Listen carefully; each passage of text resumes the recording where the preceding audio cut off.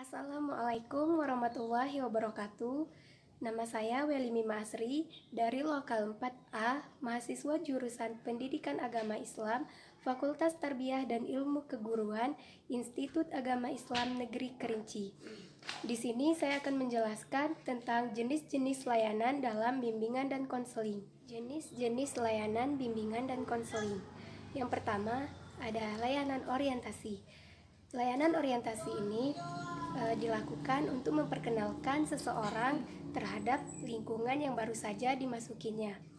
Tujuan dari layanan orientasi ialah agar individu mampu menyesuaikan diri dengan lingkungan yang baru ataupun situasi yang baru, supaya individu tersebut tidak merasa asing di lingkungan yang baru ini. Komponen dalam layanan orientasi, yang pertama ada konselor, yang kedua individu, yang ketiga peserta layanan, dan yang keempat ada lingkungan yang menjadi isi dari layanan ini. Kemudian asas dalam layanan orientasi. Asas ini terdiri dari asas keterbukaan, asas kesukarelaan, asas kegiatan, dan asas kerahasiaan. Pendekatan dalam layanan orientasi ialah pendekatan langsung dan terbuka. Sedangkan teknik yang dilakukan adalah teknik pengamatan dan partisipasi. Operasionalisasi layanan terdiri dari tahap perencanaan, tahap pelaksanaan, evaluasi, analisis hasil evaluasi, tindak lanjut, dan laporan. Ada layanan informasi. Layanan informasi ini ialah sebuah layanan yang diberikan kepada individu yang berupa ilmu pengetahuan dan informasi, supaya individu tersebut mampu mengambil keputusan secara tepat di dalam kehidupannya. Tujuan dari layanan informasi ialah untuk membekali individu dengan berbagai macam ilmu pengetahuan dan informasi, guna untuk meningkatkan kualitas hidup yang lebih baik. Komponen dalam layanan informasi terdiri dari konselor dan individu. Kemudian pendekatan yang digunakan ialah pendekatan secara langsung dan terbuka, dan teknik yang digunakan ialah teknik ceramah dan juga diskusi. Yang ketiga ada layanan penempatan dan penyaluran. Layanan penempatan dan penyaluran merupakan layanan dalam bimbingan dan konseling yang membantu siswa menyalurkan bakat, minat, maupun potensi yang dimilikinya. Tujuan dari layanan ini ialah untuk membantu siswa mengembangkan jati diri maupun potensi yang dimilikinya, baik berupa ilmu pengetahuan, informasi, teknologi, maupun seni. Adapun komponen dalam layanan penempatan dan penyaluran ialah konselor, subjek layanan, dan masalah. Operasionalisasi layanannya terdiri dari tahap perencanaan, tahap pelaksanaan, tahap evaluasi, dan tahap analisis hasil evaluasi. Yang keempat ada layanan penguasaan konten. Layanan penguasaan konten ialah sebuah layanan yang diberikan kepada individu untuk menguasai kemampuan ataupun kompetensi yang dimilikinya melalui kegiatan belajar. Tujuan dari layanan penguasaan konten ialah untuk menguasai suatu konten tertentu. Komponen dalam layanan penguasaan konten terdiri dari konselor, klien, dan permasalahan. Asas-asas dalam layanan penguasaan konten terdiri dari asas kegiatan, asas kesukarelaan, dan asas keterbukaan. Pendekatan yang dilakukan ialah pendekatan secara langsung ataupun tatap muka, dan teknik yang dilakukan dalam layanan penguasaan konten ialah teknik penyajian, teknik tanya jawab, dan teknik penugasan. 5. Ada layanan konseling perorangan ataupun individu. Layanan konseling perorangan atau individu ialah suatu layanan yang membantu individu mengentaskan masalah pribadinya. Tujuan dari layanan konseling perorangan dan individu ini ialah untuk mengentaskan masalah yang dialami oleh klien tersebut ataupun konseli. Komponen dalam layanan konseling perorangan ataupun individu terdiri dari konselor dan konseli. Asas-asas yang digunakan dalam layanan ini terdiri dari asas kerahasiaan, kesukarelaan, kekinian, kenormatifan, keahlian, keterbukaan, dan asas kegiatan. Pendekatan yang digunakan ialah pendekatan secara langsung atau face to face, dan teknik ialah teknik ceramah ataupun metode secara langsung. Keenam ada layanan bimbingan kelompok. Layanan bimbingan kelompok ialah upaya untuk membimbing kelompok siswa agar kelompok itu menjadi besar, kuat, dan mandiri.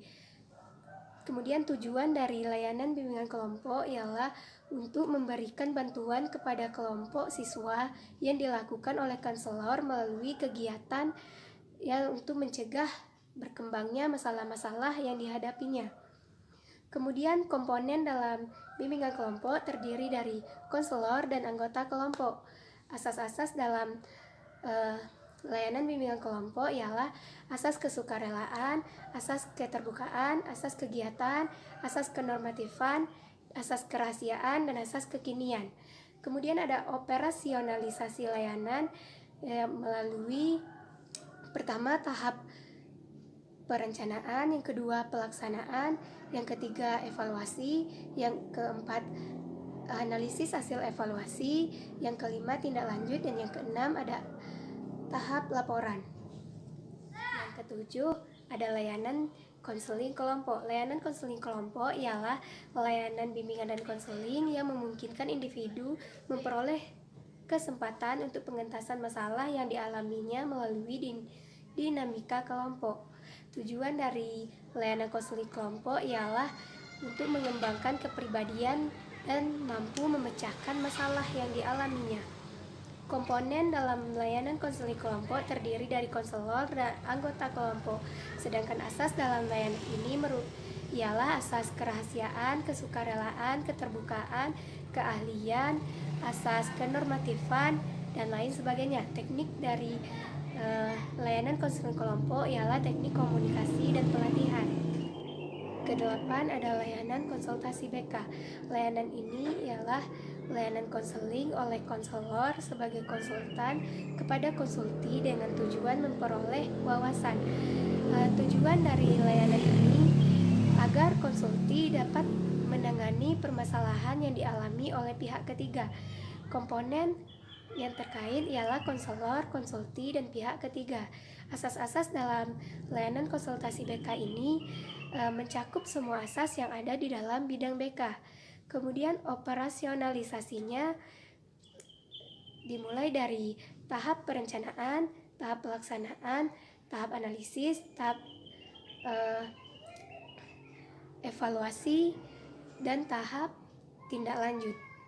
Yang kesembilan yaitu asas mediasi ataupun asas perantara yang menghubungkan yang semulanya bersatu kemudian terpisah dengan adanya permasalahan-permasalahan tertentu. Tujuan dari layanan ini agar tercapainya kondisi hubungan positif antara para klien. Yang menjadi komponen dalam layanan ini yaitu konselor dan klien. Asas-asas dalam layanan ini terdiri dari asas kerahasiaan, asas keterbukaan, asas keahlian, asas pendekatan, dan lain sebagainya. Kemudian yang menjadi pendekatan dalam layanan ini yaitu pendekatan komprehensif dan pendekatan realistik. Operasionalisasinya yaitu terdiri dari tahap perencanaan, tahap pelaksanaan, tahap evaluasi, tahap analisis hasil evaluasi, tahap tindak lanjut, dan tahap laporan. Kemudian yang terakhir ataupun yang ke-10 dari jenis-jenis layanan bimbingan dan konseling yaitu ada layanan advokasi. Layanan advokasi ini merupakan layanan yang memungkinkan siswa ataupun membantu siswa atau individu untuk memperoleh kembali hak-hak dirinya yang tidak diperhatikan atau tidak sewajarnya. Tujuan dari layanan advokasi ini membebaskan klien dari cengkraman pihak tertentu yang membatasi hak klien tersebut. Asas-asas dalam layanan advokasi terdiri dari asas kesukarelaan, asas keterbukaan, asas kegiatan, dan asas kerahasiaan. Pendekatan yang dilakukan ialah pendekatan kolaboratif, sedangkan teknik yang dilakukan yaitu teknik wawancara. Adapun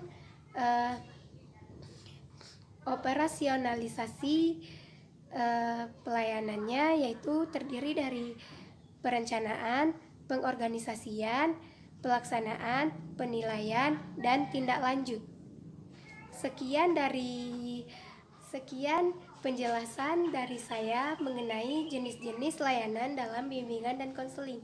Semoga bermanfaat untuk kita semua. Saya akhiri dengan wassalamualaikum warahmatullahi wabarakatuh.